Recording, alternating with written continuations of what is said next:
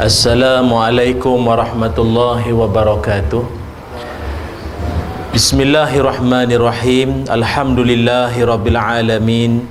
Wassalatu wassalamu ala rasulillah wa ala alihi wa sahbihi ajma'in. Qala rabbi shrah li sadri wa yassir li amri wahlul 'uqdatam min lisani yafqahu qawli. Allahumma iftah lana qulubana fi talabil ilmi warzuqna ikhlasu fihi wal amalu bihi wan nashru bihi hatta ya'tiyana al yaqin. Amin ya rabbal alamin. Amma ba'du. Alhamdulillah, syukur dan puji dipanjatkan kehadrat Allah Subhanahu wa taala dengan izin ketentuan dan kasih sayang Allah, dapatlah sama-sama pada malam yang berbahagia ini kita dipertemukan di surau An-Nur. Ya, terima kasih banyak atas jemputan daripada pihak pengurusan surau An-Nur ini dan juga ahli jemaah sekalian. Moga-moga tuan-puan semua dirahmati Allah sekalian, insya-Allah. Syukur kepada Allah Subhanahu wa taala, malam ini kita sama-sama dapat dipertemukan untuk sama-sama kita membincangkan satu tajuk. Moga-moga ianya bermanfaat buat kita semua, saya yang bercakap, tuan-puan semua yang mendengar, insya-Allah. Tajuknya adalah tentang rahmat di sebalik ujian. Muslimin muslimat yang dirahmati Allah sekalian, salah satu daripada tanda-tanda dunia menjelang kiamat adalah timbulnya banyak atau berlakunya banyaknya bencana di sana sini. Orang bijak pandai menyebutkan antara bentuk-bentuk bencana yang akan sering kita tempuhi atau telah lalui atau mungkin akan dilalui kelak di masa-masa akan datang, ianya dalam 3 rupa ataupun 3 bentuk, atau senang faham 3 bentuk bencana apabila dunia menjelang kiamat. Pertama sekali disebutkan bencana berkaitan tentang kegagalan teknologi. Itu bencana sebenarnya. Sistem down, kereta api berlanggar, kapal karam, pesawat jatuh. Maknanya selama ini kita bergantung harap pada sistem, sampai satu masa dengan sistem tu pun dah tak boleh harap dah. Dia pun dah tak boleh lagi nak berfungsi seperti biasa. Selalu harap kat dia, dengan dia diam tak boleh harap lagi dah. Namanya bencana kegagalan teknologi. Dulu orang kata kalau naik kereta, naik motor ni risiko kemalangan tu banyak. Tapi sekarang ini kapal terbang ke, helikopter ke, semenjak 2 menjak ni, tuan-tuan takkan tak terima berita yang sok khabar, yang WhatsApp, semua berkait tentang terempah, jatuh, meletup, hilang. Itulah namanya kegagalan teknologi. Ia merupakan bencana.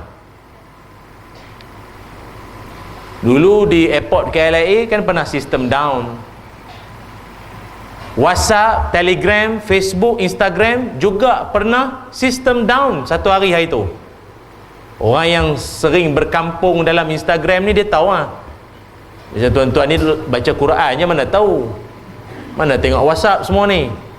Jadi kalau orang yang rajin mengikuti media sosial, ada satu hari sistem seluruh dunia media sosial, orang yang duk main Facebook jam, WhatsApp sangkut. Mungkin ada orang kata bagus tak adalah benda-benda lara, benda lalai. Sabar dulu. Apa ingat WhatsApp semua lara? Apa Facebook semua lara? Ada orang meniaga murtabak pakai Facebook. Ada orang meniaga baju-baju terpakai bandel semua pakai Facebook. Jadi bila Facebook jam, dengan dia jam. Mujur tak ada roti. Ada roti boleh sapu, jam. Tak faham tak apa. Jadi oleh kerana itu, kegagalan teknologi ni sebenarnya bencana. Tuan-tuan masuk surau ni, duk sorang-sorang tadi ni. Tuan-tuan ingat benda tu tu. Tuan-tuan rasa terkejut dia tu, marah aku ke apa ni baru sampai. Tuan-tuan ingat benda tu selama-lamanya okey ke? Ada satu masjid, kita tak sebut lah. Saya ingat lebih kurang tu kat aku. Dia bercakap kan, normal. Kalau tuan-tuan bawah sikit, low. Maksudnya bawah pada suhu. Tuan-tuan tahu orang yang kita yang masuk ni semua yang 36 standard semua. 40 kena halau dah. Tak ada sini ya. Bukan malaikat halau AJK. Tak ada sini ya. Jadi kalau 38, 39 dia menjerit lah. Tapi kalau kita yang masuk ni kebanyakan 36 lebih-lebih semua, 36 lebih. Kan ada satu masjid, masa kapasiti dibuka sampai ramai untuk Jumaat, Natang tu pun jadi pening. Dia jadi pening lah, imbas suhu tu.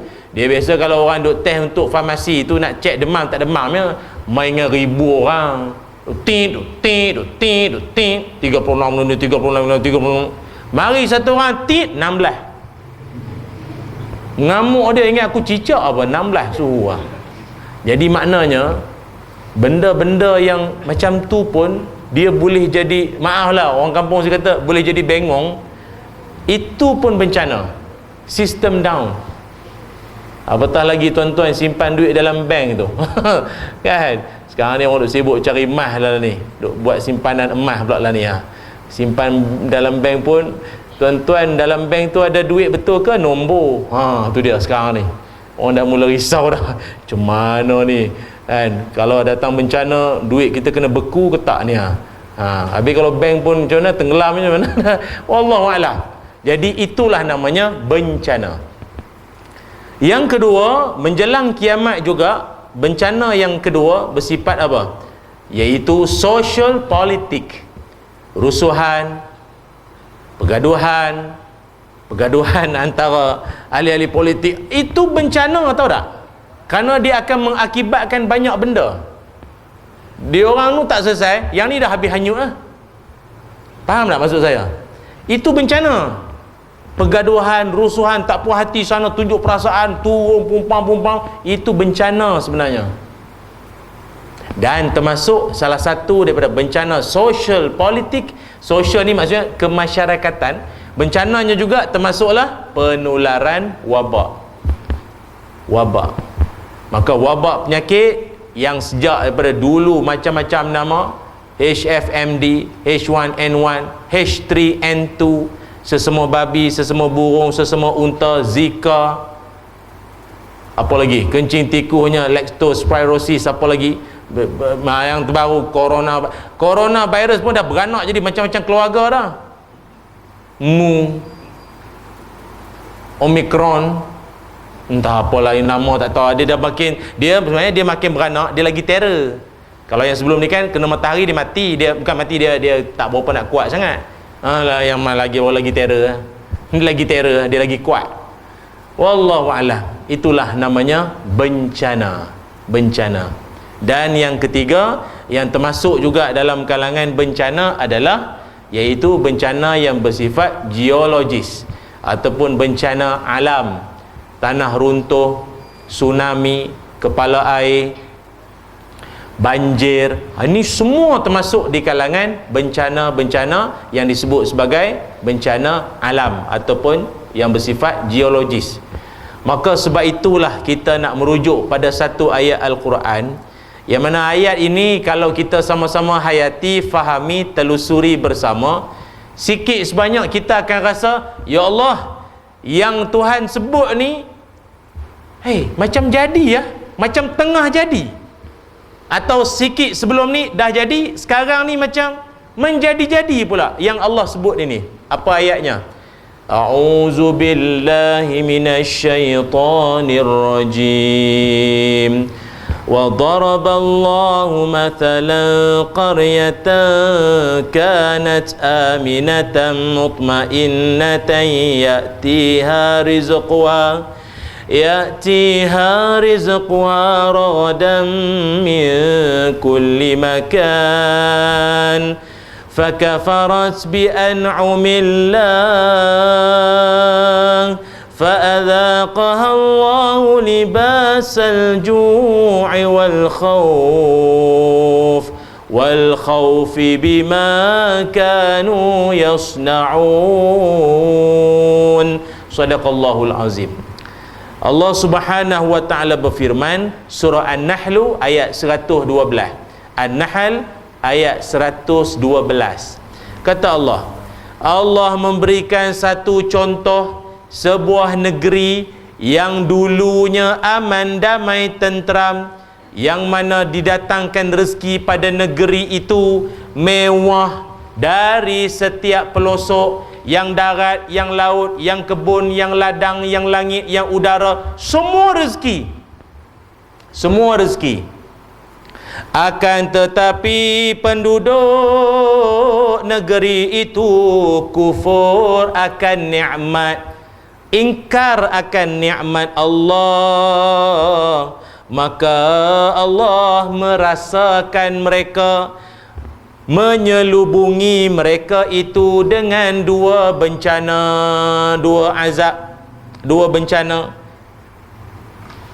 yang berupa kelaparan dan ketakutan meliputi keseluruhannya disebabkan apa yang telah mereka lakukan. Surah An-Nahl ayat 112. Muslimin muslimat yang dirahmati Allah sekalian, dalam ayat ini kita tak ulah panjang, melainkan kita nak sebut ada satu negeri ini Allah bagi perumpamaan. Dulu mereka hidup aman bahagia, makan ni serba-serbi ada, memang hidupnya, kehidupan dia subur. Macam di tanah air kita ni, subur tak subur, meja tempat saya ceramah ni letak tengah-tengah panas tu, hujan panas, keluar pokok subur. Ni kayu-kayu ni boleh lama-lama keluar. Campak apa? Tumbuh makmur, tuan-tuan. Subur, makmur. Akan tapi kata Allah, dia orang ni yalah kan, kadang-kadang tak sedar dia untung. Seronok, bahagia, syok, happy, tentang baru boleh rentah negeri, rentah daerah. Dia syok melampau kot. Dia happy sangat kot. Semayang entah ke mana. Dulu masa duduk lockdown di rumah, semayang tepat waktu, habis nak buat apa? Dia dah duduk rumah menjongok, mayang lah. Ada boleh jalan-jalan sana sikit, dia dah lalai lah. Duduk hotel sana, resort sini, kemah sana sini, dia ada sikit lalai. Maka Allah Ta'ala datangkan berupa peringatan, yang mana peringatan ini ataupun satu bencana ini, bukan satu, maaf, dua. Bencana ini berupa apa? Pertama sekali, kelaparan. Lapar. Lapar ini bukan cerita isu banjir tak banjir. Sebelum banjir lagi, sejak pada PKP, tuan-tuan, PKP pertama lagi, berapa ramai di kalangan masyarakat kita yang terputus mata pencarian. Gaji kena potong, meniaga tak jalan, banyak masalah. Anak ramai. Dah kena pula time tu suami dia pula meninggal, anak kecil-kecil 5 orang. Dia sara anak 5 orang, suami meninggal. Dia pun jaga mak dia yang uzur, lumpuh. Macam mana? Dia pun kerja cleaner. Kadang ada yang jadi cashier dekat Petropam. Gaji berapa sangat? Anak kecil-kecil. Lapar tak? Kelaparan. Memang susah, hidup susah. Terpaksa kibar bendera. Tak ada makanan dah, putus bekalan. Beberapa masjid saya ceramah itu ada inisiatif buat gerobok rezeki. Letaklah beras lah, tepung lah, apa semua. Tapi ada setengah orang kadang tak faham-faham juga ya. Musim musibah ni patut insaf lah. Letak, ambil yang patut padan. Ini bawa hailak, undur pula tu. Dia ambil apa, ingat buka kedai runcit ke apa? Orang bagi ambil yang patut-patut. Ambil orang bagi tu untuk kau guna alas saja, untuk meneruskan hidup lah, bukan suruh kau buat kenduri. Ada tuan-tuan, tahu lah mai covid, mai banjir, perangai tak berubah lah. Dia tak faham lah. Orang lain kan ada reti lah juga, insaf. Ya Allah, aku ni musim susah ni, Tuhan nak tegur ni. Dulu aku ada ambil duit haram ke apa, Tuhan nak bersihkan balik. Patutnya dah ada juga benda-benda tak senonoh tu buat juga. Orang diuji dengan kelaparan. Cuma bagi kawan-kawan di luar sana yang mungkin diuji dengan musibah kelaparan ini, janganlah merasakan diri itu terhina. Kita ni terputus bekalan, tak ada makanan ni, lapar ni, memang hina lah kita ni di sisi Tuhan. Tak. Rasulullah sallallahu alaihi wasallam juga pernah melalui saat-saat yang kurang lebih sama. Nabi pernah satu malam keluar di waktu malam, terserempak dengan sahabat yang lain. Sahabat tanya, ya Rasul, malam-malam keluar buat apa? Nabi kata, aku lapar. Aku lapar. Maknanya kelaparan itu bukan penghinaan dari Tuhan. Jangan macam tu. Dia lapar ni, Tuhan marah kami agak. Nanti Nabi pun pernah lalui saat-saat kelaparan. Mungkin daripada lapar itu Tuhan nak mengajar sesuatu kepada kita. Itu. Selain daripada kelaparan, apa bencana lagi? Termasuklah juga kata Allah dalam surah An-Nahl ayat 112 ini, ketakutan, perasaan takut. Jujur je lah tuan-tuan, sejak pada Covid hari tu, berapa ramai di kalangan kita yang hidup tak tenang. Hidup tak tenang. Habis sekarang bertopeng semua. Kan? Bertopeng satu hal. Tengok kawan bersin, serupa zombie. Wabak. Kadang sampai kita nak bersin pun rasa bersalah. Simpan. Sambung di rumah. Shame tu biar di rumah. Kan nanti orang tuduh aku pula jadi kluster pula nanti.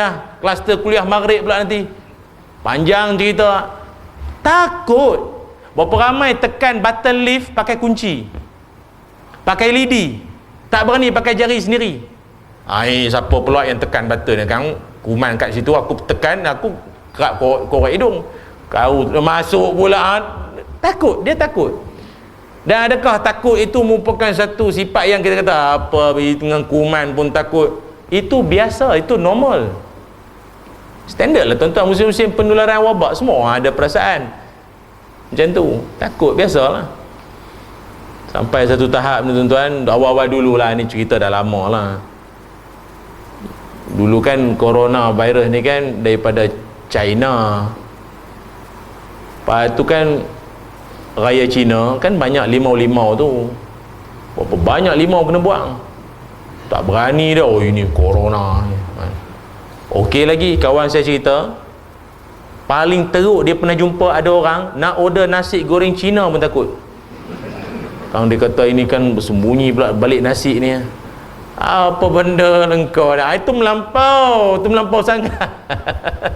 Apa penyakit lah, ya Allah. Sebab itu ulama berpesan, mana-mana orang yang takut tanpa ilmu, saya ulang, takut tanpa ilmu ibarat orang tu sudah mati sebelum mati.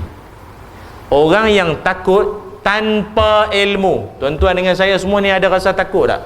Ada. Tapi ada ilmu tak tentang macam mana nak berhadapan dengan wabak ni? Sikit-sikit ada. Kementerian Kesihatan aja amalkan 3W, elakkan 3S. Ikhtiar lah. Wash, wear, warn. Elakkan 3S. Tempat sesak, sempit, sembang dekat. Ikhtiar dia kita. Ada ilmu. Okey lah. Ini yang masalah, takut dan tak ada ilmu. Semua benda takut. Takut. Anak bagi tahu mak, ingat nak balik kampung. Abah ingat nak balik cuti kampung. Nanti dulu. Kau mandi dulu dengan sanitizer tu. Bukan spray, mandi. Anak tu pula nak mandi wajib, jam. Kena meratakan tu. Macam mana sanitizer tu? Macam mana mandi apa? Astaghfirullahalazim. Takut ni kalau tak ada ilmu teruk jadi. Dia jadi, ya orang putih panggil apa satu penyakit tu bang? Dia panggil germophobia ataupun paranoid. Pernah dengar paranoid? Takut tanpa ada takut yang tak tentu arah. Takut yang apa benda ni? Kau takut benda yang macam itulah. Gila belajar, tahulah sebab sikit apa perangai-perangai wabak ni, apa perangai dia, apa kelemahan dia sekurang-kurangnya. Itu kita tahu. Macam kita dengan denggi lah. Demam denggi, dia kan dah bermasyarakat dengan kita sejak berapa lama. Kita reti tak? Mana bekas-bekas berisi air, bertakung, tuang. Anak main senja-senja, masuk. Malam tidur, pasang ubat nyamuk. Kan, nampak?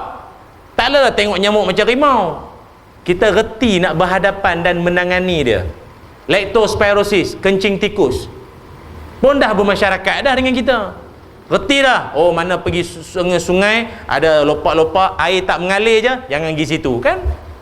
Kebersihan ni apa, air tin, air minuman yang dalam tin tu basuh dulu, pasal bila bertimbun dekat store, mana tikus mana duk berlari-lari kat situ, kita tak tahu, main kerak minum, basuh dulu, reti cara dia, bukan takut tak tentu arah.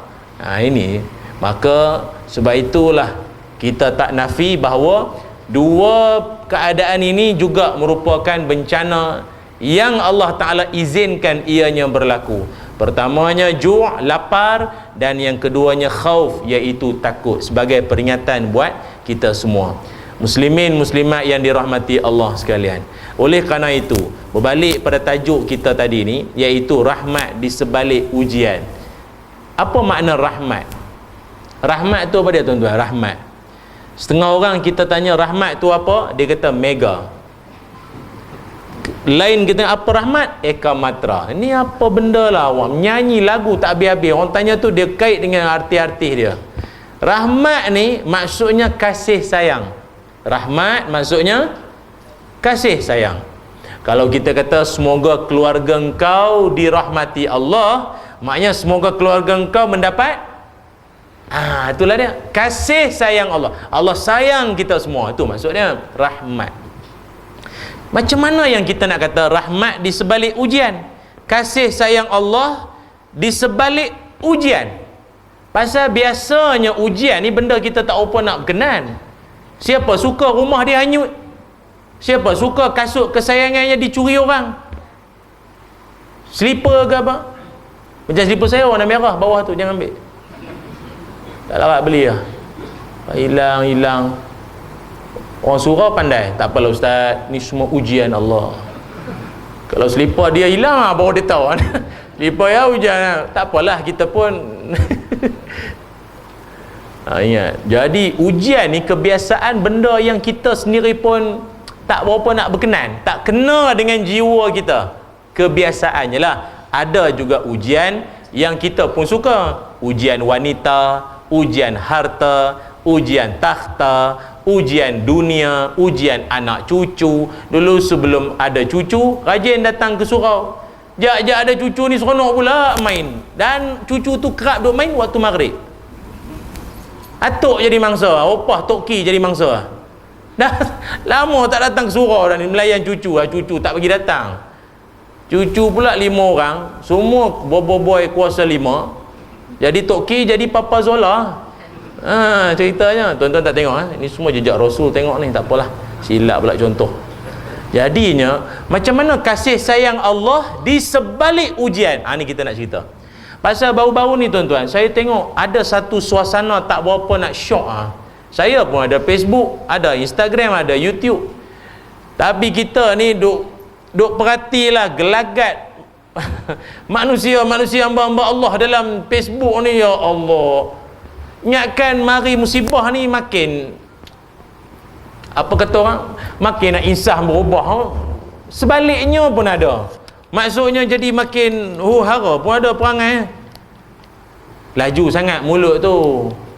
Tengok orang kena ni balasan Allah ni. Tengoklah negeri tu lah paling juara semua maksiat apa negeri tu memang elok kena bala semua. Dia punya cakap mulut tak ada insurans tu. Dia mulut ni, orang tua-tua berpesan apa? Kerana mulut santan binasa kan? Kerana mulut badan binasa, atau yang baru sikit lah, because of the sticky rice the coconut milk is gone. Itu yang tuan-tuan faham, orang balakong biasa faham yang tu. Dahsyat lah mulut dahsyat sangat belajar tinggi, universiti 4 flat semua mulut, ya Allah. Hai, mana belajar ni mulut ni? Kadang tu maaf cakap, tak padan dengan kopiah atas kepala. Mulut tu, kalau benda tu kena batang hidung awak, kena pada keluarga awak, baru tahu. Cakap kat orang sedap sangat, balasan kena kat dia, oh ini ujian, oh dan dia ujian. Kalau orang lain balasan. Saya ingat macam ni lah tuan-puan semua yang dirahmati Allah. Perasan tak? Kita ambil contoh musibah banjir Musibah banjir yang Allah Ta'ala izinkan berlaku ni, sikit sebanyak hikmah dia apa tuan-tuan rasalah, yang kita lain-lain orang lain lah cara pandang dia. Bagi saya sendirilah, peribadilah, ni bukan mana kitab, pandangan peribadi yang saya nampak, inilah musibah yang Allah Ta'ala nak tunjuk kat kita warna sebenar perangai tiap-tiap seorang. Betul tak? Baik yang kena musibah atau baik yang menengok atau yang dengar berita musibah. Maksud saya apa?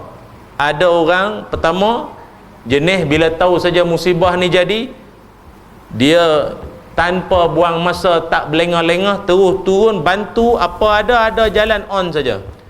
Kadang-kadang tu yang dia dah ni kan hujung minggu, weekend, esok Sabtu Ahad, yang cancel, kita turun mana, Hulu Langat ke ni, sekarang ni Mentakak pula ni, di Pahang pula, di Temeloh pula, jom cancel mana, kita turun. Ada Allah nak tunjuk, oh dia ni macam ni punya perangai, dia ni memang dia tak peduli, janji dia dapat tolong orang, mengutamakan orang lain. Ada jenis macam tu. Dan kadang-kadang tu sampai kalau ikutkan dia tu pun tak mampu. Ada seorang hamba Allah tu kan, tu saya ingat viral, tuan-tuan pun tahu, dia naik Viva naik Viva pada Melaka, bawa perahu bawa bot, modal RM50. Sekarang dekat Pahang, RM50 dia bawa. Ulang alik yang Melayu, yang India, yang semua dia usung, dia pindahkan, dia tolong pindahkan. Laju dia buat kerja. Orang sampai kagum dia ni daripada mana datang ni. Allah Ta'ala nak angkat darjat seorang sekelip mata ya. Dia tak payah berlakon, tak payah menyanyi, tak payah jadi selebriti, membantu orang, unsung hero, hero yang tak didendangkan, tak payah pakai kamera semua, tak payah panggil wartawan, tak payah, dia bantu aja, semua orang kenal. Allah nak angkat darjat macam tu lah. Allah tuan-tuan, Allah nak tunjuk, siapa yang pandai sembang kari, berdegar-degar, oh kita kena mana. Kadang-kadang Allah Ta'ala nak tunjuk, saya lah yang cakap ni pandai sembang bukan yang orang lain, ataupun ada agak orang lain.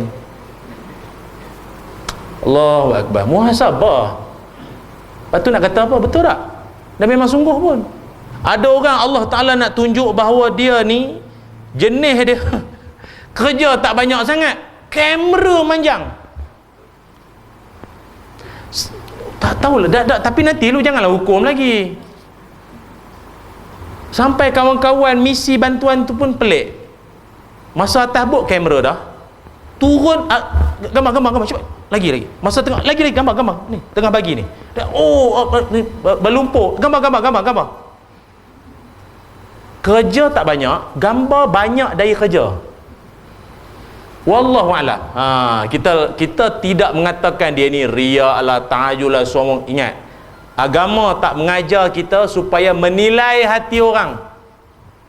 Jangan duk menilai hati orang, itu dia dengan Allah. Tapi dari sudut efisien buat kerja, kalau sibuk sangat bergambar manjang, kerja macam mana ni? Tu je lah yang kita tengok kan. Ada juga orang Allah nak pamerkan kepada kita, setitik air banjir pun tak pernah kena pada badan dia lagi, tapi dia punya ayat dekat Facebook, keyboard warrior, inilah cerita macam dia pun dah menyelam dah, tak lagi. Allah nak tunjuk. Kadang-kadang di kalangan yang menerima bantuan pun sama, Allah nak tunjuk siapa di kalangan kita yang paling kuat iman. Ingat, orang paling kuat iman bukan pada jubahnya yang labuh. Orang paling kuat iman bukan pada dahinya yang tinted.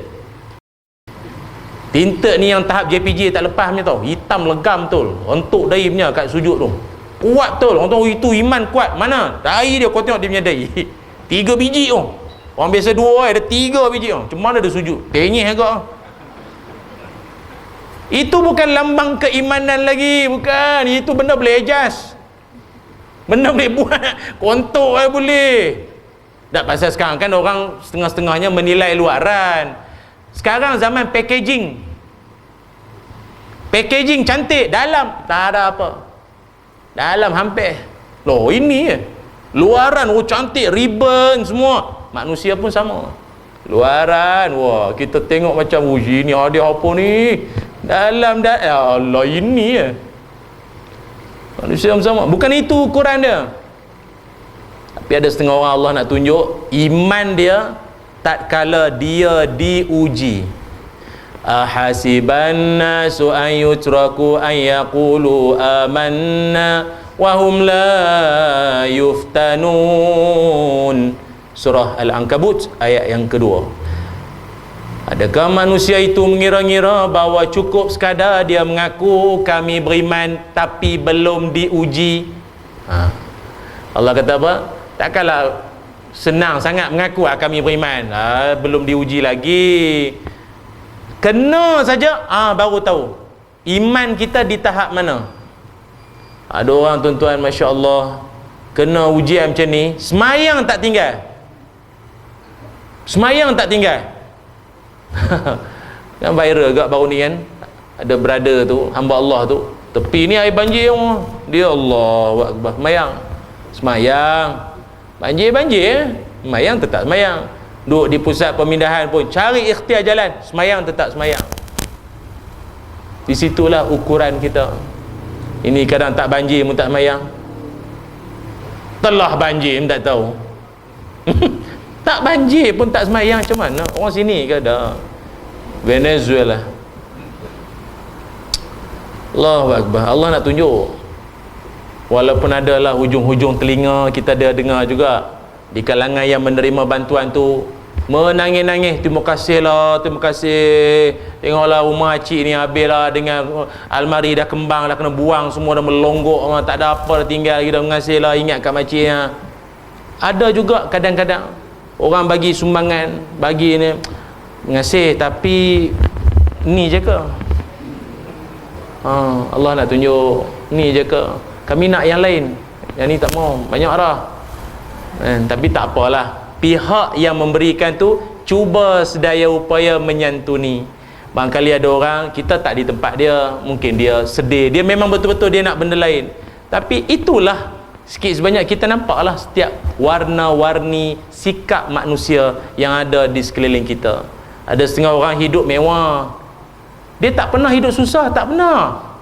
Berpuluh tahun hidup kawasan tu tak pernah naik banjir semua, tak pernah. Sekali kena bagaikan meronta-ronta dan lari daripada skedul asal. Biasanya dia makan ini, benda apa ni, bagi apa ni, tak mau nak lain.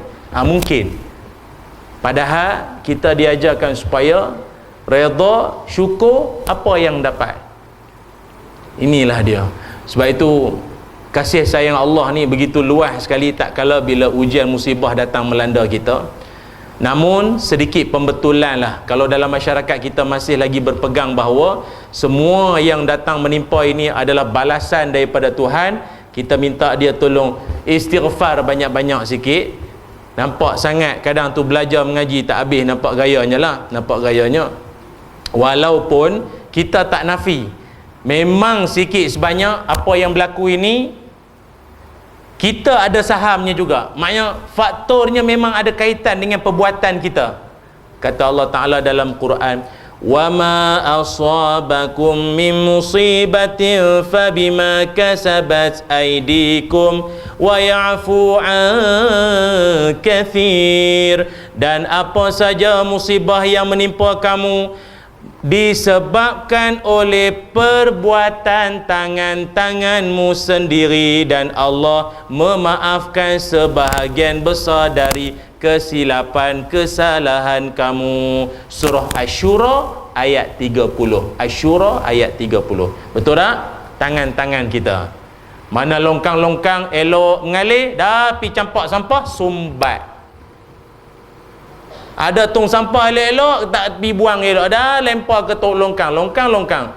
Minyak masak tuang ke longkang. Minyak masak jangan dibuang macam tu. Dia kan ada tempat pengumpulan minyak masak. Tuang sampah-sampah yang pepejahnya semua sumbat longkang tu. Akibat dia semua. Itulah dia tangan-tangan. Ni kita tak nafilah, ada kaitan juga. Kita pun antara penyumbang juga benda-benda tu. Muhasabah. Tapi kita nak pesankan juga bahawa dalam banyak-banyak musibah yang Allah datangkan, bukan semuanya itu dengan tujuan bala. Orang kita kan istilah bala, bala. Bukan. Musibah yang Allah datangkan ini boleh jadi antara tiga. Ni kita nak kongsikan lah ya. Moga-moga semua dapat satu kefahaman supaya mulut tu tidak begitu laju dan luncur ketika nak mengkomen apa-apa situasi. Kemalangan, balasan. Semua balasan. Paling kesian tu imam. Naik motor, jatuh, masuk ke longkang. Orang kata padan muka. Tu balasan Tuhan. Jadi imam baca panjang sangat. Bantai baca kahfi malam Jumaat 110 ayat, bengkok jemaah, longgar skru. Baca yang simple sudahlah, enak kuliah tabat yadai saja sudahlah. Kahfi, ingat dia seorang masuk syurga. Kan dah kena balasan, jatuh motor. Mulut macam mulut macam ni, jenis geng-geng masuk air macam ni, sememangnya wujud. Maka kita nak pesankan bahawa sabar dulu. Bukan semuanya itu bala. Musibah ada beberapa bentuk-bentuknya. Pertama sekali, yang pertama, boleh jadi musibah yang Allah Ta'ala izinkan ini berlaku. Pertama sekali, mungkin ianya ibtila. Cuba sebut. Ibtila. Apa makna ibtila? Ibtila ini, dia adalah satu bentuk musibah yang Allah Subhanahu wa Ta'ala datangkan, yang Allah Ta'ala izinkan ianya berlaku dengan tujuan Allah nak angkat darjat orang baik-baik. Contoh paling dekat yang kita Hulu Langat tu. Tuan-tuan agak-agak yang kena musibah banjir di Hulu Langat lah yang paling dekat kita lah. Yang Kelang pun banyak lagi lah. Ada tak orang baik-baik? Yang masjidnya, yang kuat bersedekahnya, dengan orang kampung, dengan jiran pun baik, ada tak? Maka bila musibah tu datang, tujuannya apa? Allah nak mengangkat darjat dia. Allah angkat darjat dia. Kita manusia pun ada agak darjat-darjat kita ni. Ada orang adalah pangkat-pangkat tertentu dapat daripada istana. Belakang tu lah PCK, BJK, AMN, kan belakang tu kan. Kita pun ada juga PJK, perut jalan ke depan. Dia ada orang memang pangkat-pangkat. Lagi pangkat, lagi powernya, mendapat darjah kebesaran yang membawa gelaran datuk. Tu kan darjat. Tapi itu semua manusia punya darjat. Kita dengan Allah Ta'ala, kita pun ada darjat-darjat tertentu. Sedangkan syurga pun ada 7 tingkat. Syurga pun 7 tingkat. Mesti ada darjat. Kita ni ada level mana ni? Allah nak angkat rupanya darjat orang-orang baik-baik menerusi ujian. Ada satu hadis Nabi SAW yang mana baginda Nabi bersabda, "Iza aradallahu bi'abdihil khair ajjala lahul 'uquba fid dunya." Ni saya ingat hadis ni, kawan-kawan kita yang sedang dalam musibah kalau dengar ni, sebab ni rasa ni. Sebab ada, semangat pun ada. Nabi kata, jika Allah menginginkan kebaikan pada hambanya, maknanya Allah sayanglah hambanya itu, nak bagi satu benda baik pada hamba-hambanya itu, Allah akan segerakan hukumannya di dunia. Awal-awal lagi kena dah. Atau dalam masa yang sama, bila dia kena tu pula, dia bersabar, dapat pahala sabar. Dia redha, dapat pahala redha. Dia tenang dan masih meneruskan istiqamah ibadahnya itu, lagi dapat. Dia kalau orang ibadah dalam musibah, dah pahala berdouble triple tu. Kita kalau order burger nak double triple cheese semua. Dia kalau di sisi Allah ada orang lagi-lagi lebih Tuhan bagi, sebab dia susah. Macam kita ibadah lah. Kita ibadah, semayang, baca Quran, sedang puasa. Perut tengah kuruk-kerak, tapi baca Quran. Mata tengah mengantuk, bangun tahajud. Kan orang lain pun bangun semayang, tapi tengah tak mengantuk, dia okey, tak ada masalah. Kan double Tuhan bagi. Ini macam itulah ceritanya. Allah bagi double, triple lagi, bagi banyak, berganda-ganda pahala. Sebab itu kalau tengok di kalangan orang soleh terdahulu, orang alim, orang soleh dulu ni, hidup mereka dengan sakit, dengan susah, dengan uzur ni macam berpisah tiada. Ada je ulama-ulama dulu ni memang diuji dengan sakit. Ibnu Khafif, ada satu ulama dari Naisabur. Ibnu Khafif ni dia seorang ulama yang hebatlah, alim, banyak ilmu, dan dia ini seorang yang ada sakit buah pinggang. Dia sakit buah pinggang dia sampai tahap, wallahu alam lah, zaman tu taklah dialisis ke apa, tapi sakit buah pinggang dia, kalau dia nak datang semayang ke masjid, orang kena papah dia, kiri kanan kena ada orang bawakan dia tak boleh jalan sendiri, buah pinggang dia. Sampai satu keadaan tu mungkin kot ada orang cadang kat dia lah, Syekh, Tuan Syekh, kalau dah sakit pinggang ni, mayang di rumah lah kot, semayang di rumah lah ni. Orang kita kan sekarang kata apa, darurat lah, dah tak mampu, mayang di rumah lah. Apa dia jawab? Ni yang kita dengar rasa semangat. Dia kata, kalau kalian semua dengar laungan hayya 'alas salah, lalu tak nampak aku di saf-saf masjid, kau carilah aku kat kubur. Maknanya aku dah tak ada dah. Hidup dia antara masjid atau kubur. Tu maknanya, kau nak cakap apa, kau cakap lah. Aku ni memang degil sikit, masjid aku takkan tinggal, aku tetap akan datang. Kalau aku dah tak nampak, korang tak nampak aku, mana Syekh ni? Kubur. Macam kita kan, mana dia? Pasar malam, rumah cucu, pergi cuti, tengok di Facebook, cuti. Ulama dulu tak ada pasar malam, tak ada. Dia tak ada di situ, maknanya carilah kubur lah tu. Dah arwah dah. Allah semangatnya gagah lagi. Imam Syafi'i rahimahullah, imam mazhab kita. Mungkin ramai orang tak tahu, Imam Syafi'i sakit buasir. Dia sakit buasir. Tuan-tuan tahu orang sakit buasir mana boleh duduk lama. Habis kalau dah tak boleh duduk lama, macam mana Imam Syafi'i boleh mengarang 174 buah kitab? Dalam buasir tu 174 buah kitab tebal-tebal tu dia boleh karang. Macam mana? Sampai akan disebutkan bahawa dia duduk lama sikit, berdarah mengalir. Dia tak boleh duduk lama. Tapi minat dia, sungguh dia nak memandaikan umat, 174 buah kitab tu dikarang. Kita yang sihat, apa kitab karang? Kitab pun tak beli. Orang sini ke? Venezuela. Malu. Berapa ramai di luar sana orang yang jauh lebih uzur daripada kita, tapi dalam bab dia beramal, sebab kita, ya Allah semangatnya. Nak kalau tuan-tuan pergi ke umrah, ada 2-3 orang makcik maklum, nenek bongkok 4 ke sini jalan, cucu pimpin, nak lagi. Dia kata inilah berbaki usia dia ada. Dan dia pun bukan datang kata pencen baru tak, daripada muda lagi memang dia macam ni. Dia semangat, sengit-sengit datang semayang lah. Allahu Akbar. Yang sihat, muda-muda, sengit juga nampak. Ingit menyanda, pejam. Penceramah baru bagi salam, lelap dah. Assalamualaikum. Balik rumah bini tanya, abang apa dapat? Tahulah. Kali terakhir abang dengar dia cakap Assalamualaikum, lagi sekali dengar dia kata Waalaikumsalam, ada apa-apa nak tanya? Itu je lah. Kejap ceramah dia, tahu apa dapat. Macam mana dia surau boleh panggil? Mesti silap agak. Takat bagi salam, abang pun boleh. Dia yang buta kata orang. Tak apalah, itu kita faham kan. Ni amaran apa ni? Amaran pula apa? Masuk isyak ya.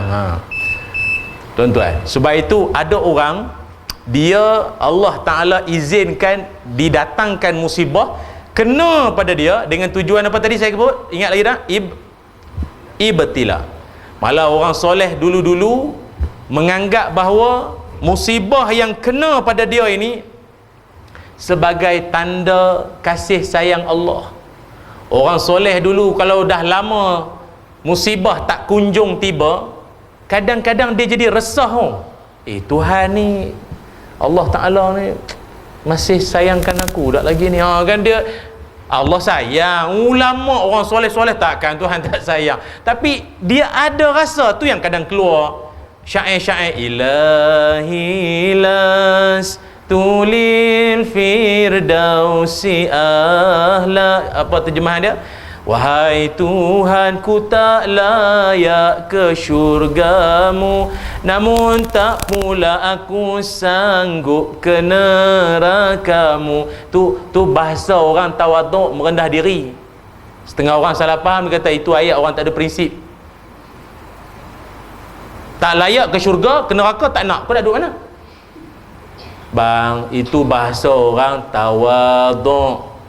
Dia rasa tak layak ke syurga, namun tak sanggup, tak mampu nak menahan bahang neraka. Itu cerita dia. Malah ulama dulu dengan sakit ke apa kemudaratan hidup ni, dia anggap itu kemuliaan, satu kemuliaan. Allah hebatlah, memang Allah angkatlah darjat. Sebab itu kalau tuan-tuan tengok nabi-nabi dulu, orang-orang soleh dulu, kalau lagi kuat dia diuji, tak kisahlah ujian berupa sakit, uzur, demam, apa saja. Apa lagi? Allahumma salli ala Muhammad. Kecaman, kutukan, hinaan, kejian orang, itu lali ya. Tu biasa dah. Sebab itu kita tak pernah dengar mana-mana Nabi letak jawatan. Tak ada. Tak ada. Letak jawatan tak ada. Itu bukan, tak ada dalam kamus hidup seorang Rasul. Letak jawatan tak ada.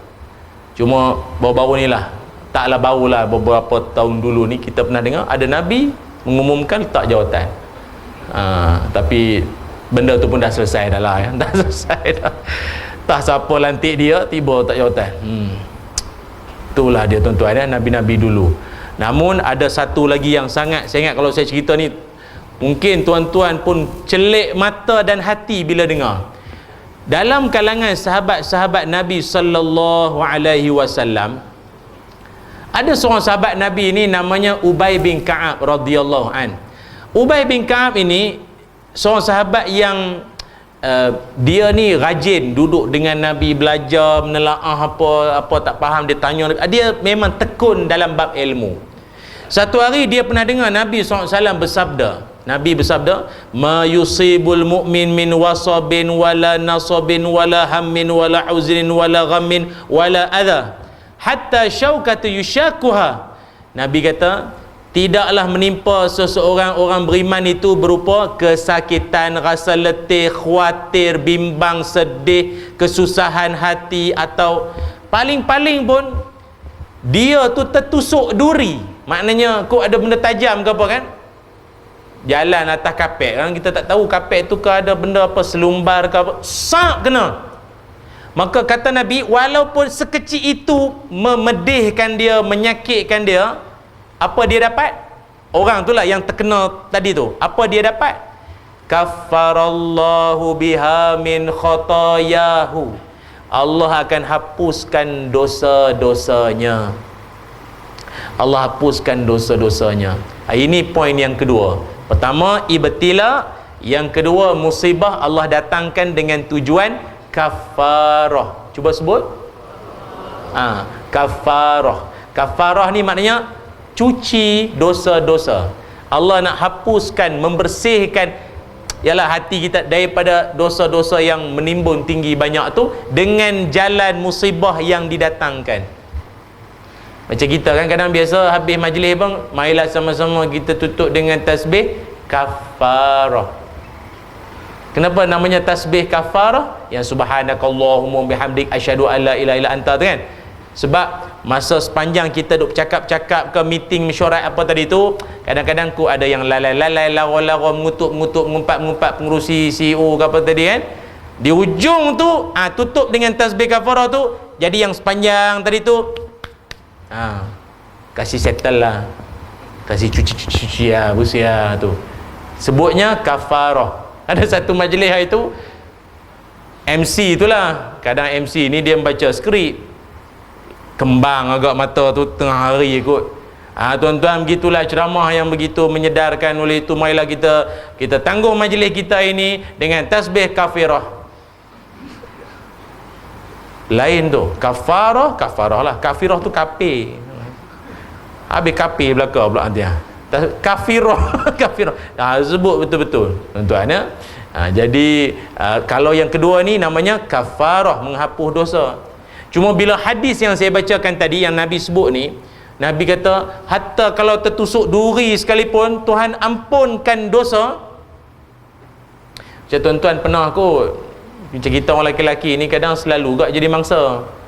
Isteri orang rumah kita kadang minta tolong, bang tolong ambil telefonnya, bang tolong ambil tisu dalam beg tu. Beg orang perempuan ni kebiasaannya dia dipenuhi dengan banyak jerangkap samar. Dia banyak jarum peniti, dia serba-serbi jarum. Sekarang ni banyak tudung oning dia tak banyak jarum sangat. Dulu zaman jarum jenis tudung yang jenis banyak sangat pin tu yang bubuh di mulut ni, sementara nak ejah depan cermin sini tu yang kadang suami yang tertelan. Ada. Jadi dia banyak jarum sini, yang selit sini cocok, dia cocok sini, cocok sini. Jadi dia kadang nak simpan mana takut lupa, dia selit kat dalam handbag dia. Jadi mangsa ni siapa? Ni lah. Ni kita lah. Abang tolong ambil apa? Boleh. Mana? Tepi tu yang sebelah zip tu bawah sikit. Okey.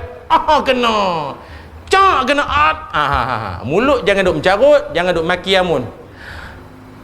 Hapus dosa. Menghapus dosa. Astaghfirullah. Ya Allah, ya Allah, ya Allah. Lama tak derma darah ni Allah. Hari ni pula derma darah. Allah, Allah, Allah. Hisap kan raja bersiung pula. Astaghfirullahalazim. Basuh. Boh gamat sikit. Okey. Itu Allah nak hapus dosa lah tu. Kau agak subuh pukul 11 kot pagi tadi. Tercocok sikit ini mesti yang subuh pukul 11 tadi ni. Tuhan marah mujur jarum, kalau parang hilang terus. Tu Allah Ta'ala dia sayang kita. Dia bagi tu cash bagi time tu juga kena. Bagi dia beringat sikit. Ngutuk pam sembang. Tiba ada benda berlaku, dapat berita khabar ke apa, dia mengingat. Cuma masa Nabi mengingatkan hadis yang kita baca tadi ni, Ubay bin Ka'ab radhiyallahu an yang saya sebut namanya tadi ni, yang berada di samping Nabi, dia dengar. Dia kata, ya Rasul, dah orang tu sikit sangat musibah dia, bukanlah gempa lah, rumah tanah roboh ke, dah sikit sangat ujian dia. Takkan dia hapus dosa juga. Ya, kalau yang besar-besar tu munasabah, maknanya dia sabar sungguh, Allah hapuslah dosa. Sikit kena, takkan sikit tu pun Allah hapus dosa. Tu yang Nabi sebut. Tertusuk duri pun Allah ampun dosa. Tuan-tuan tahu, sejurus selepas itu Ubay bin Ka'ab radhiyallahu an, dia berdoa, dia minta pada Allah dengan doa dan permintaan yang saya ingat. Saya tak tahu lah tuan-tuan sanggup ke tak nak doa serupa dia doa. Sanggup tak tuan-tuan? Tuan-tuan nak angguk ke geling, mana tahu cerita nanti lu. Cerita belum habis. Dia punya doa ni lain macam Saya ingat saya pun tak sanggup kot. Dia berdoa pada Allah dengan satu doa yang memang luar biasa. Kita nak azan isyak dulu ke macam mana ni? Teruslah ni memang tak mau suspend dah ni, memang terus lah ni. Tapi malam esok azan lah ya. Malam esok azan. Doa dia apa? Ya Allah, kurniakanlah, ya Allah berikanlah Ubay bin Ka'ab, dia tu lah, demam sampai meninggal. Tu yang saya tanya tuan-tuan, sanggup tak doa itu? Minta. Orang minta sihat, minta kebah. Dia minta, ya Allah, aku mohon padamu untuk sakit, untuk demam. Berikanlah aku demam ya Allah sampai aku meninggal. Insya Allah. Sebab dia nakkan fadilat hapus dosa tu. Hapus dosa tu. Daklah satu hal yang sahabat Nabi kot. Sahabat Nabi dosa setara mana sangat. Hidup bertentang mata dengan Nabi, khidmat dengan Nabi, menggunung pahala, tapi masih rasa ada dosa. Yang tak pernah lihat Nabi ni kalau sendiri tak pernah rasa diri tu berdosa, syok sendiri, bajet bagus, perasan best. Itu. Dan paling teruk kalau ada orang kita ajak dia malam ni, kita ada buat qiyamul lail, Dan kita akan buat beberapa solat sunat lah. Kita ada tahajud, kita ada taubat, ada hajat, witir, semualah. Jemput jemaah join ya. Tiba mari seorang, Ustaz, macam ni Ustaz, kalau yang semayang-semayang lain acik join lah, tapi yang semayang apa tadi tu, taubat, yang taubat tu acik tak join kot, pasal acik tak ada dosa. Saya ingat-ingat lah, tak ada, mana ada dosa makcik, tak ada dosa. Makcik tu something wrong, suruh pergi swab test, dijolok hidung lah makcik. Apa tak sihat kau, ngaku tak ada dosa. Nabi SAW, Nabi dalam satu hari 100 kali istighfar pada Allah. Tuan-tuan, kalau tak kena tu imam istighfar 3 kali atau 7 kali tadi ni, tuan-tuan istighfar tak sendiri? Atau selain daripada mengamukkan cucu, astaghfirullahaladzim, itu kadang istighfar tu tak sampai. Istighfar yang perlu diistighfarkan kembali, istighfar mengamuk, astaghfirullahaladzim, orang tua tak padan, orang tua ni bapak maun pangai ni. Apa istighfarnya tu? Dia istighfar ni, dia mesti ada insaf dalam hati. Ini istighfar di mulut, astaghfirullahaladzim, astaghfirullahaladzim, mata menengok juga. Peha ayam, peha orang, tengok on, astaghfirullahaladzim. Budak-budak sekarang pakai yang mata tu tengok apa. Tahulah Ustaz, payah nak mengalih, dia macam ada magnet lah.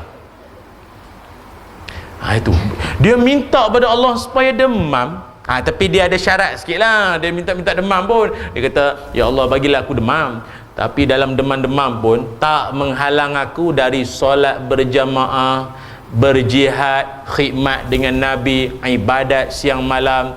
Masih demam, tapi yang lain-lain tu on macam biasa, tapi demam. Allah, sajalah nak tanya, tuan-tuan rasa doa dia makbul tak? Pasal pelik sangat. Doa dia makbul tak? Nak angguk macam pernah dengar, geleng macam buat palatau. Jadi jadi kerah je lah. Dan tuan-tuan pun mulut bertopeng belaka, tak tahulah jawab ke tak. Kalau jawab pun berdengung, tak pernah dengung, mulut bertopeng tu, payah. Jawapannya, Ubay bin Ka'ab punya permintaan diperkenankan oleh Allah. Memang sungguh dia demam sampai meninggal. Allahu Akbar. Umur panjang tak? Umur panjang, tapi sepanjang usia tu demam lah. Demam jihad, demam solat, demam boleh berbakti pada orang. Ni dia berkata, bila dia jadi macam tu, sikit sebanyak dia jadi motivasi untuk orang lain. Tengok Ubay demam pun, dia jadi semangat orang lain, pemangkin semangat orang lain. Allahu Akbar. Sahabat-sahabat Nabi ni, yang bagusnya kita baca kisah-kisah dia, jiwa kita seolah-olah terbangun, jiwa kita bangkit. Abu Hurairah radhiyallahu an, siapa tak kenal Abu Hurairah? Antara sahabat Nabi terkenal, banyak meriwayatkan hadis. Tapi ramai tak tahu Abu Hurairah radhiyallahu an masuk Islam umur 60 tahun, umur pencen baru masuk Islam. Kalau waktu tu baru masuk Islam, tuan-tuan agak-agak berapa tahun dia sempat belajar dengan Nabi? 4 tahun.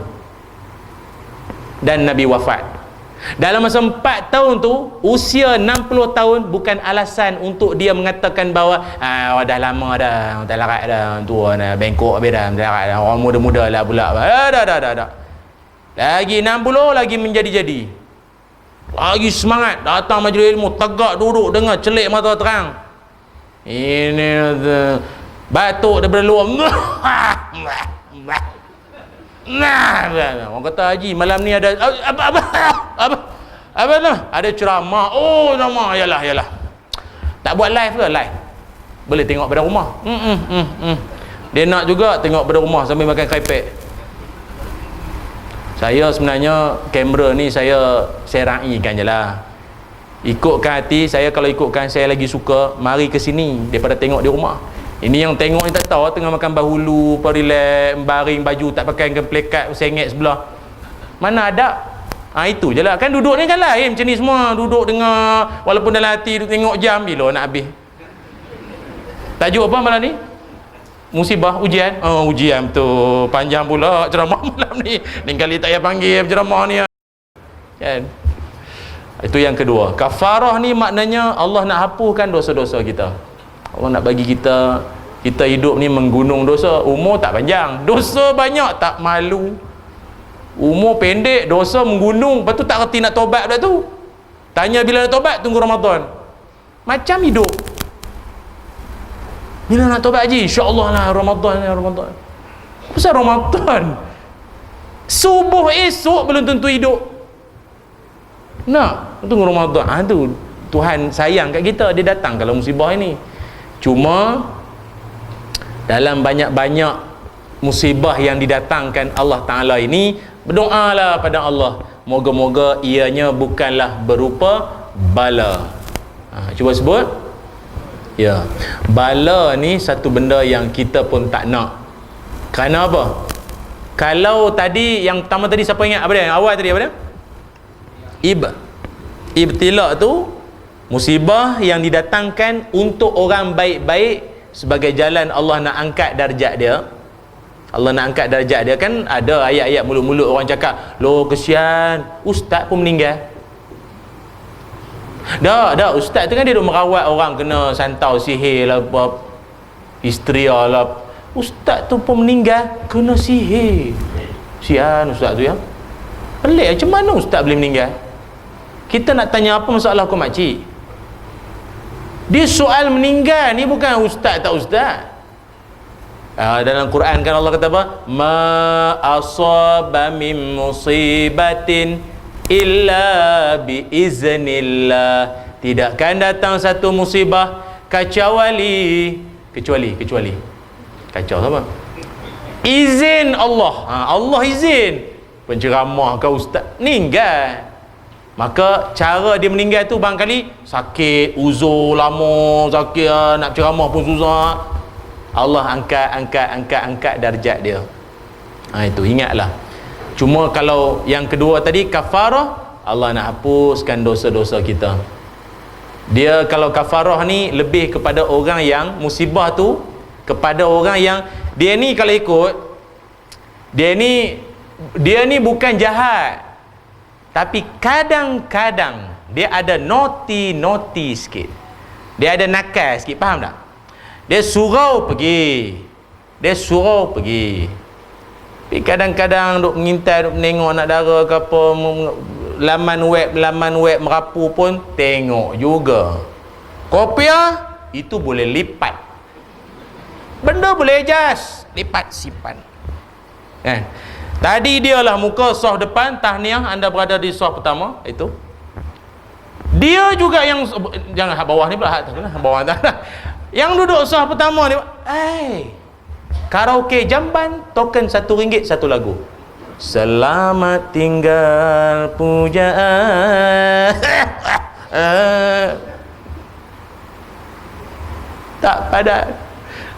Tak padan umur dah veterina dah. Veteran. Nyanyi lagi. Jadi dia ada mengaruk sikit. Tu yang Tuhan datangkan kafarah. Awak orang baik, apa buat perangai macam tu? Bagi sikit lah. Dia demam 2 minggu sikit, baru dia mulut astaghfirullahalazim, selamat tinggal, tak ada dah, astaghfirullahalazim. Ada mulut istighfar, dia ingat ke Tuhan sikit. Orang suruh pergi kedai urut tapak kaki Amoy. Apa cerita abang? Kan? Lebay, lipat, gulung, simpan, kabel line, tak ada orang, masuk diam-diam. Halo Haji mau apa? Ini mau urut kaki ya, semayang tahajud, lengur, berdiri lama, ini mau urut. Boleh, mau 1 jam 2 jam, buat 2 jam lalu sama lu cantik. Keluar motor hilang, kena curi padan muka Pak Haji. Kau pergi urut tapak kaki Amoy lagi, padan. Tuhan tunjuk kafarah. Motor hilang, lepas tu nak report macam mana tu? Report pun buruk bunyi. Pergi ke balai, pegawai polis kata, isilah orang tu tulis apa kejadian tu hilang di mana. Hilang di surau. Dandan surau. Agak malaikat duk kiri kanan, menipu juga dengan polis ni. Nyampah je malaikat tengok, menipu. Dia pergi urut kaki, dia tak beritahu lah. tu. Jadi Tuhan datanglah kafarah bagi dia mengingat sikit. Lalai sangat ni, tak padan dengan orang surau ni, jadi macam tu pula. Dia orang baik-baik tapi dia ada naughty sikit lah. Dia ada nakal-nakal sikit kan, tipu-tipu bini sikit kan, kantoi dengan bini. Dia adalah kafarah dia kan. Itu yang kedua. Yang ketiga ni yang kita tak nak tuan-tuan, namanya bala. Bala ini adalah satu musibah yang Allah Subhanahu wa taala datangkan kepada orang-orang yang dia ni memang asal-asal memang kalau tadi dia baik, cuma sometime lah, kadang-kadang. Time cuti sekolah dia nakal.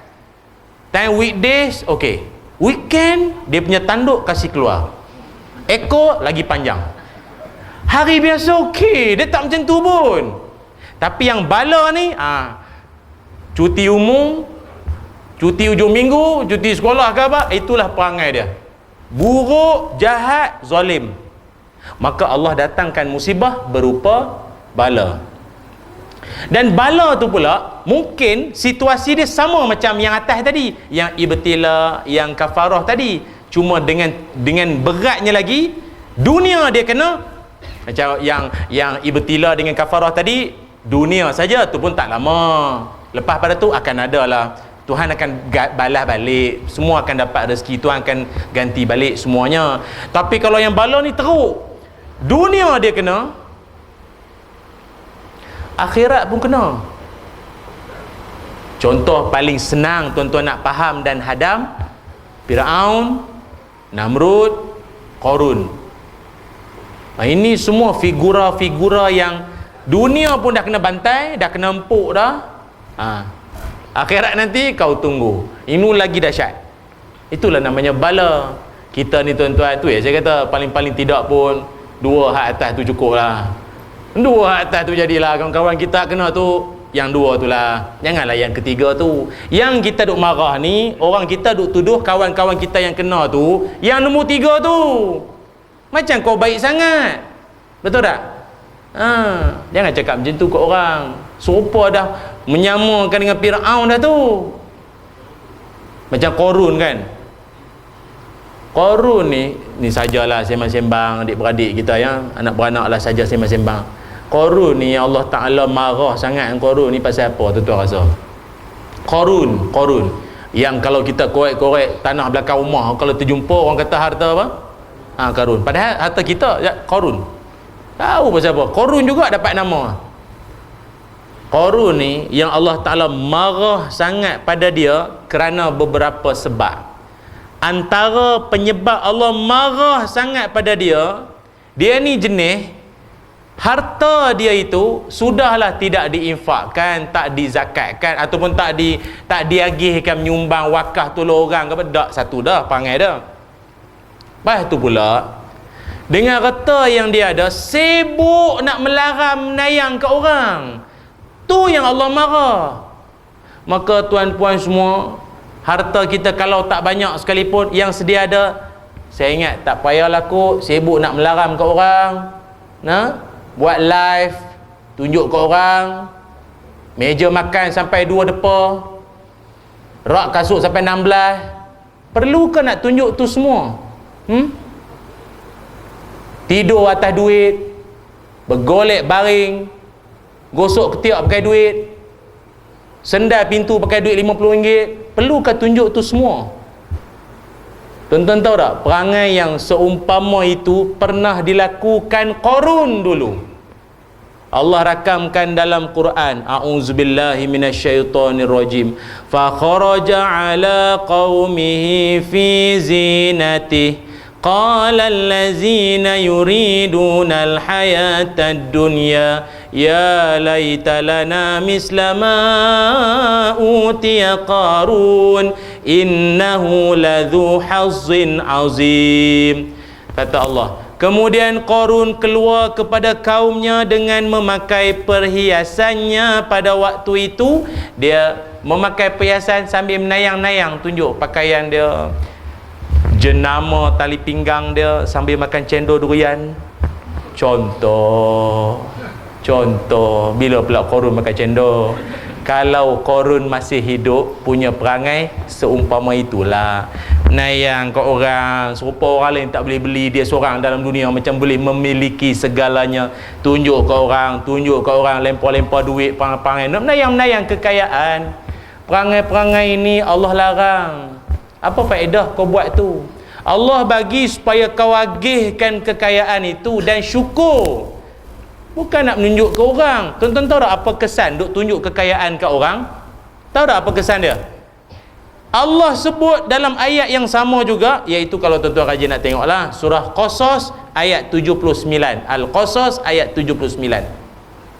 Orang sekeliling ni, bahasa sekarang netizen lah, netizen, warga net, duk perhati Qarun masa tu sampai dia orang siap cakap, ya laita lana misla ma utiya Qarun.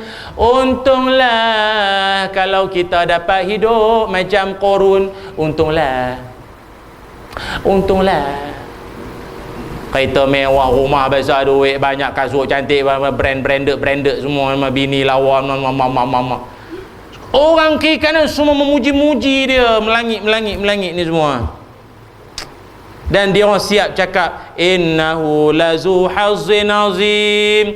Agaknya Qarun tu dialah manusia paling beruntung dalam dunia. Dia kaya, banyak.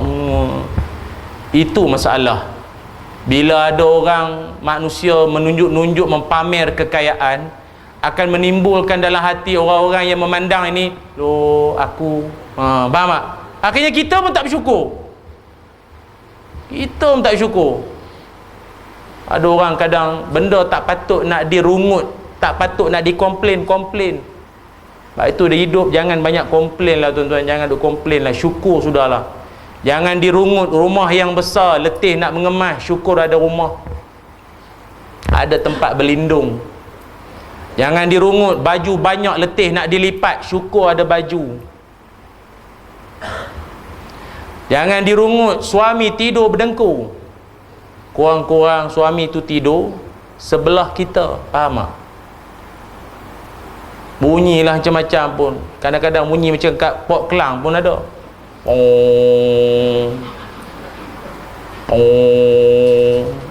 Akak tu kata, aduh aku tak boleh lena dah macam ni. Syukur kak suami tidur sebelah akak tau. Ada ayat selepas pada tu, tapi cukup lah.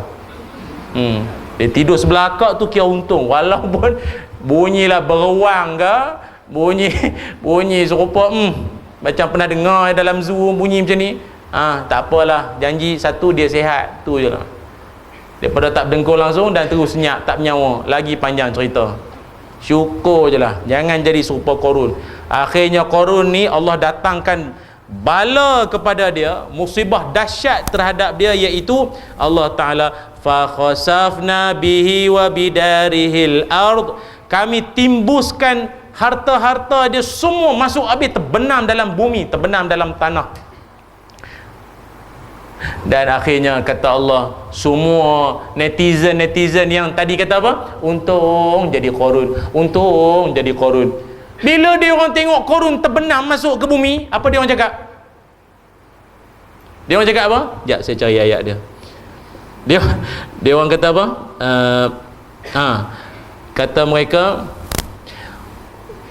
wa asbaha allazina tamannaw makanahu bil amsi yaquluna wa ka'anna Allah yabsutur rizqa liman yasha'u min ibadi wa yaqdir. Kata mereka, dan orang-orang yang masa dulu bercita-cita kekayaan seronok, tengok macam Qarun, nak teringinlah jadi macam Qarun, hidup macam Qarun seronoknya, mulai sedar dan berkata, wah, sesungguhnya Allah memewahkan rezeki bagi siapa yang dikehendaki, dan Allah sempitkan kalau tidak kerana Allah memberi pertolongan kepada kita, tentu kita juga terbenam serupa Qarun. Insaf, pakat jadi orang surau habis. Kan awal-awal tu kan tengok lebihnya jadi Qarun, lebihnya kaya, sekali tengok Qarun terbenam, mujur tak jadi Qarun.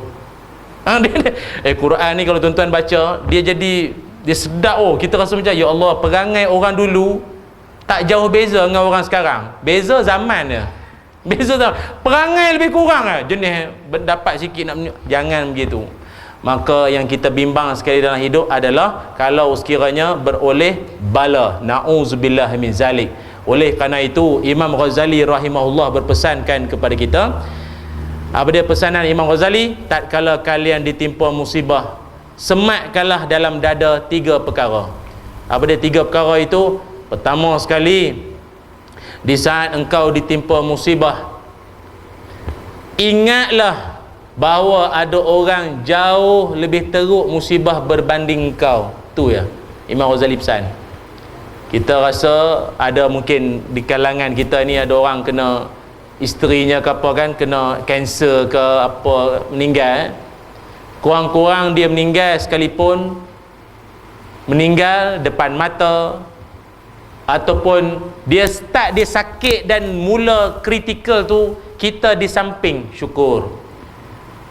Ada orang meninggal tidak di depan mata, terhempas jadi abu, suruh pergi buat pengecaman, tinggal tulang saja. Sedih kan? Dah tak ada kulit, dah tak ada apa dah. Ada kenalan saya tu dapat berita mak dia kemalangan, dengan abang ke abang ipar dia macam tu lah, kemalangan, accident. Kereta tu terbakar tuan-tuan, terbakar situ. Dia kan kereta elektronik, dia current, dia entah macam mana kena dengan minyak tu, dia meletup, terbakar. Dia sampai tempat kejadian, mak sudah jadi abu, rentung lah, rentung, tak ada apa lah. Tangan yang dia nak kucuk, nak minta maaf, nak salam tu sudah tidak ada lagi. Maka mana-mana orang, kalaupun orang tersayang dia meninggal, masih ada kulit, masih lagi apa, kurang-kurang rasa tenang sikit. Aku masih lagi, kalaupun dia dah tak bernyawa, kulitnya dapat disentuh, dahinya dapat dikucup lagi buat kali takhir. Ada orang tak ada kucup, dah abu. Allahu Akbar. Kurang-kurang ada abu, ada tulang. Ada orang nak kata meninggal ke tak meninggal, tak tahu. MH 3 7 so. Macam mana tuan? Kalau meninggal, mana kubur dia? Kalau tak meninggal, mana dia?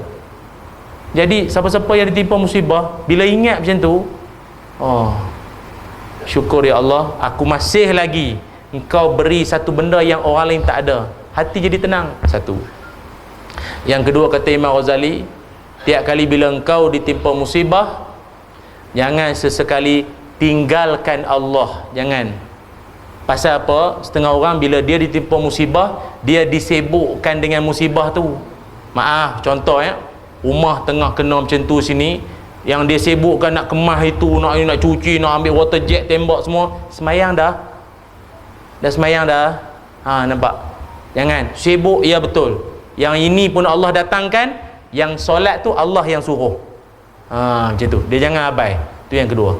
Dan yang ketiga, macam mana musibah datang sekalipun, menimpa atau ialah kena pada kita sekalipun, jangan lupa untuk kembali kepada Allah. Kerana itulah tujuan musibah itu didatangkan. Manusia ni kalau hidup sepanjang-panjang tak pernah ada sakit, tak pernah kena ada susah, lama-lama dia belagak.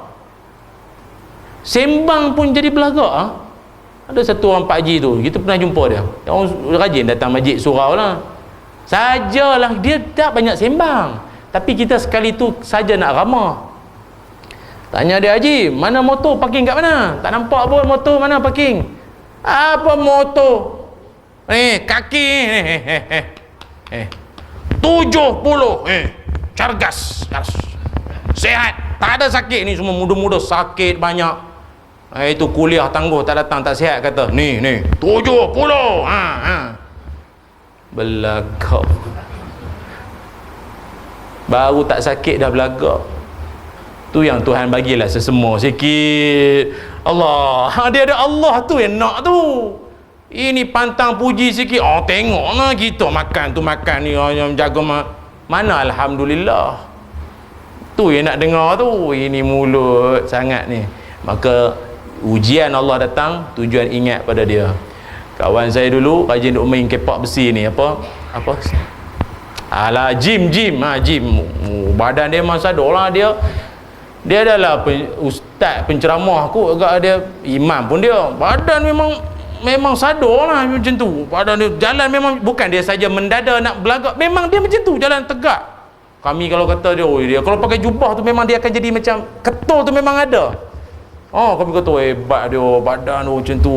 Rasa bangga lah. Biasa ustaz-ustaz perut banyak ke depan lah. Ini tangan tu, muscle tu. Ya Allah.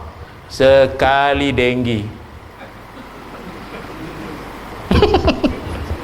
Berselimut.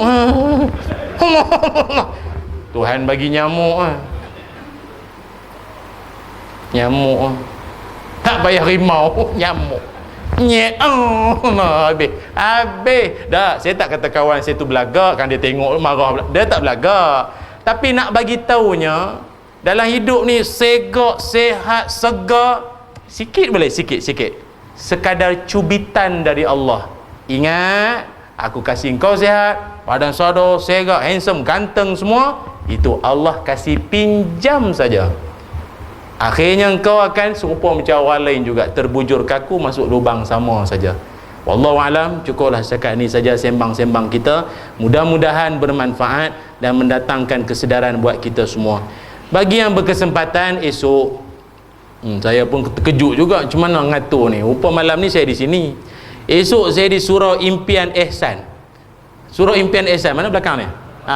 Saya di Balakong.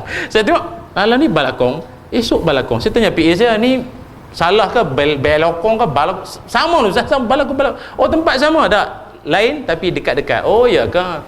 Dengan tajuknya esok, persiapan di musim susah.